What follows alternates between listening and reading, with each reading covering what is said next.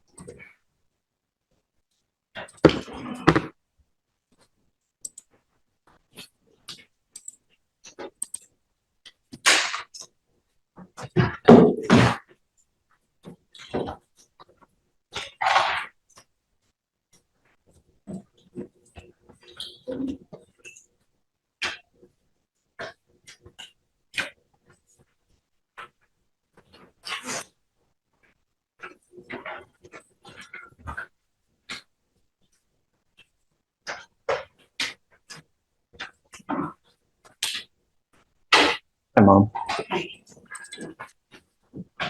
Whose baby is this? Okay. I was afraid that he was telling me at 17 he had a new baby. I was about to just, babies having babies. Thank you, Lord. Okay. He's charged with evading arrest or detention. First off, thank you for coming. He's charged with evading arrest or detention. He's facing up to a year in jail and or a $4,000 fine. We're going to do probable cause. I have no idea what happened.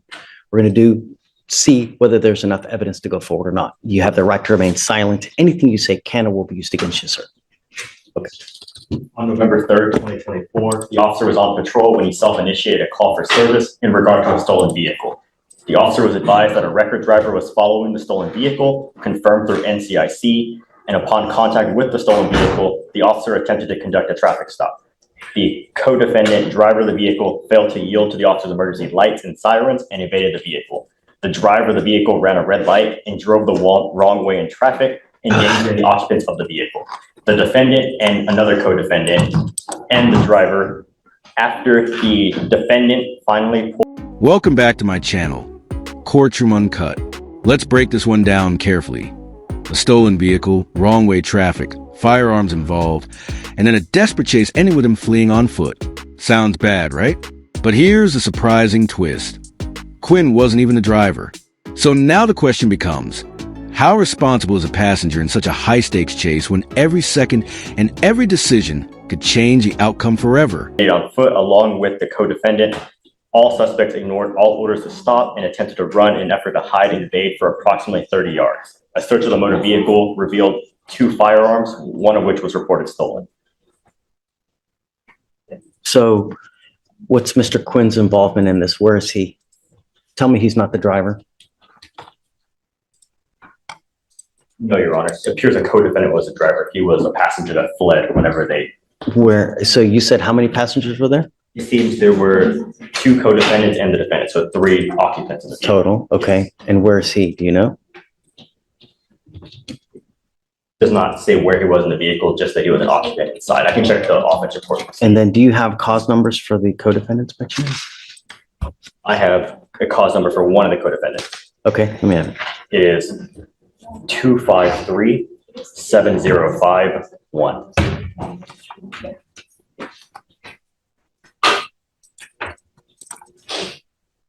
Hernandez, Diana. That's Xavier Houston? Yes, Judge. Yes. That's what he's with Court 9. It's the lowercase. What's the other cause number, Dina? It's We only have the one connected defendant. That's only one judge that we have connected on our end. The other one, I'm sure, got the felony UMB though, right? He was likely charged, but they just didn't connect it with ours. He's in juvenile court. The driver is juvenile court. Yes, Your Oh, Honor. it's a juvenile. In the OR, it says the That's- driver was identified as a juvenile, and Got then the two passengers, including the defendant, stayed on foot. I want to keep it. I don't want to send him. I want to keep him. So I know that he's doing well. Mr. Quinn, Welcome to my channel, Courtroom Uncut. This next part really hits hard. The judge here isn't just sentencing. He's mentoring with purpose, forward thinking, laying it all out. No more weed, no more hanging around knuckleheads, no more excuses. This is more than just another day in court. It's a wake-up call disguised as tough love.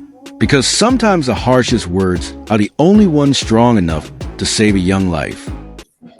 I'm sending you for a drug test. I want to know what, if anything, is in your system now.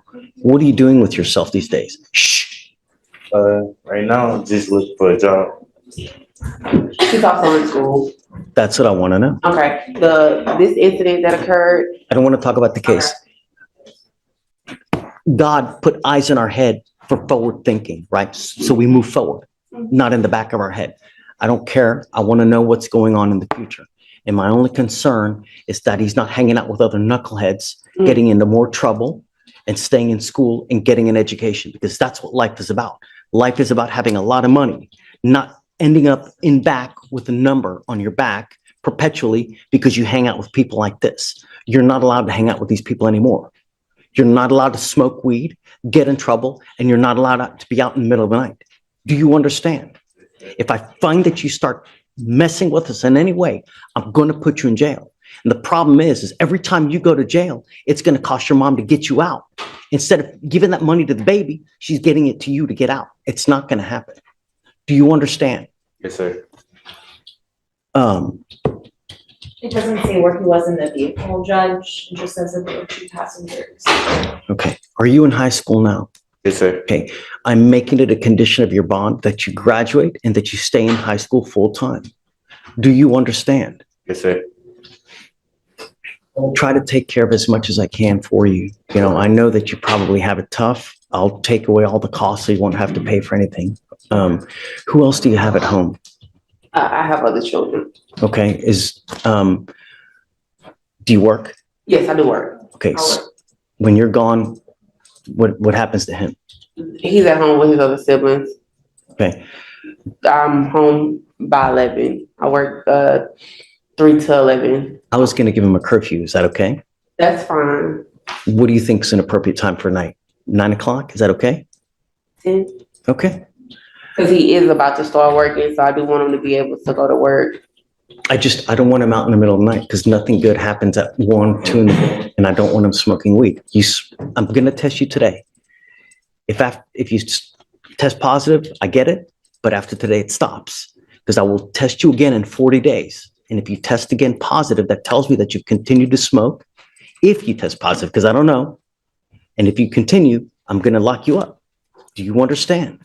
Yes, sir. I'm not asking much. I'm asking you to be a good kid, stay in school, and help your mom. Do you think she wants to be here today? Okay. Right. No, she's got better things to do. Not only that, you're in a allegedly stolen car. What if someone comes out and tries to shoot your ass dead? It's not your car. People die every day because they start shooting into cars that's not there, you know? No more. Your life is hard enough as it is as a young African American. Don't make it harder than it needs to be. When you end up with criminal charges, all you're doing is making life more difficult. Do you understand? Yes, sir. All right. I'll give you my card. If he starts acting up at home, just let me know and we'll take care of him for you. If you ever need anything, come back, let us know. We'll take care of it for you. I'll give you a lawyer today, but I want to know what's in his system today. Okay. And then he's not to have any contact with these other people and just stay in school. You want him to work. If you ever need anything, just let the lawyer know. We'll take care of it. Okay. Stephen, please. All right. That one. Right, the next arraignment is page 23. Smith, come on up.